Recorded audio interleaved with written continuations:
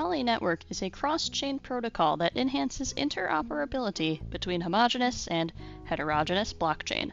In simple terms, it allows different types of blockchain implementations to work together.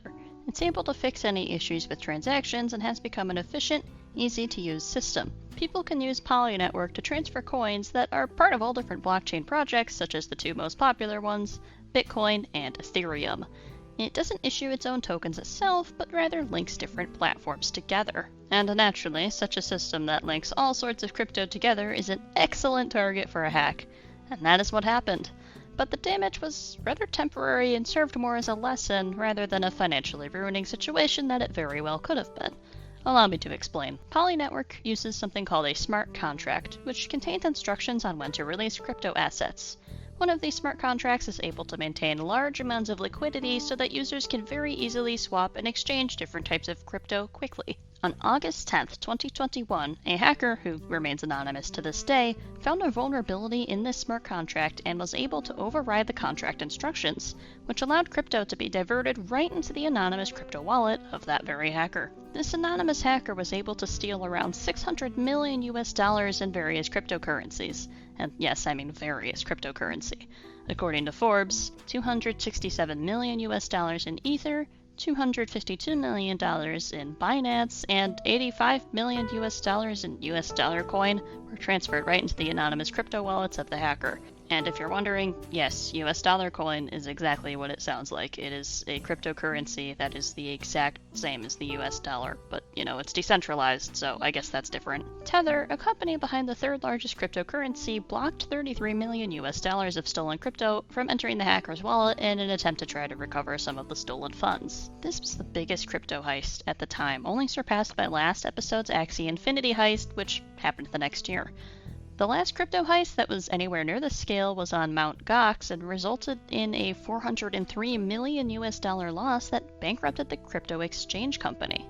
But this particular hacker didn't keep any of the money. On August 13, 2021, $340 million of crypto was transferred back to Poly network, and by the 25th, all of the stolen money was returned.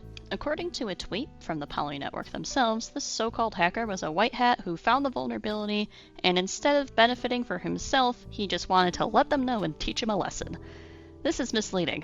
Let me tell you why. Yes, Mr. White Hat, as Poly network called them, did just want to bring attention to this vulnerability, but that doesn't make him a white hat hacker at all. You see, words mean things.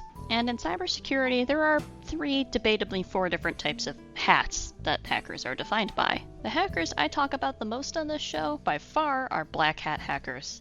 Hackers who hack illegally, whether it's to cause chaos, for financial gain, or even to steal trade secrets. There's also white hat hackers. These are ethical hackers who are hired to find vulnerabilities and perform penetration tests on systems to see where the weaknesses are. Some hackers who started out as black hat illegal hackers will eventually go to jail and become white hat hackers. The most famous example is famed hacker Kevin Mitnick, who did a lot of hacking as a teenager and a young adult, went to jail, and then eventually became absolutely huge in the cybersecurity community.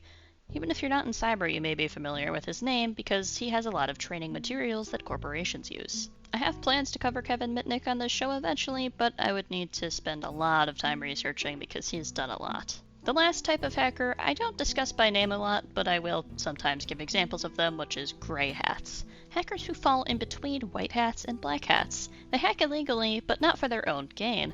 Instead, usually either to warn companies of vulnerabilities, or, extort money out of their victims in order to patch the vulnerabilities themselves. But extortion does not a gray hat make. If someone is not hired or given consent to do so, and illegally hacks to help someone or some entity, they are a gray hat. So yes, Poly network calling this guy Mr. White Hat Hacker is very misleading and fundamentally incorrect, so I'm going to call him Mr. Gray Hat from now. Even apart from calling Mr. Gray Hat Mr. White Hat, Poly network took this hack surprisingly well. They even offered Mr. Gray Hat, who robbed them of over $600 million a reward of $500,000 for a bug bounty. A bug bounty typically involves ethical hackers finding bugs and reporting them to a company without extorting or exploiting them. If bugs are reported to the company, they will often reward the hacker who finds them, but, not usually if they steal $600 million from you first. There is a bit of debate about the legality of gray hat hacking, but a company that has a bug bounty program is explicitly removing that kind of gray area, and it turns it into a white hat activity. Still, I think there's nothing wrong with reporting a vulnerability and not using it against a company that falls under the law. Not only was he offered a huge bug bounty for, robbing someone and just being very polite about it, but he was also offered a job as a chief security advisor, which suddenly makes me question how my own job hunting is going. I don't know, maybe I can just add myself to the payroll. Anyways, Mr. Grey Hat turned down the money for himself and told Poly Network he would rather have it go to the cybersecurity community, specifically in programs that have improved blockchain security.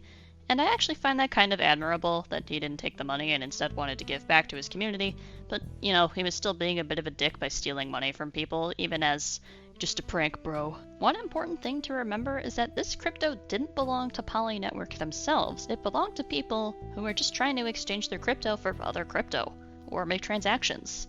Let's say your bank was robbed and the bank couldn't insure you for some reason because, decentralized. I imagine you'd be a little anxious about where your money is, and maybe a little pissed off that some hacker just stole it to make a point. That is a lot of money to lose for the company, but it's also money that's being directly stolen from the consumers. Poly Network has no intention of pressing charges against this hacker, and some people have criticized this, as it may encourage other hackers to commit similar crimes.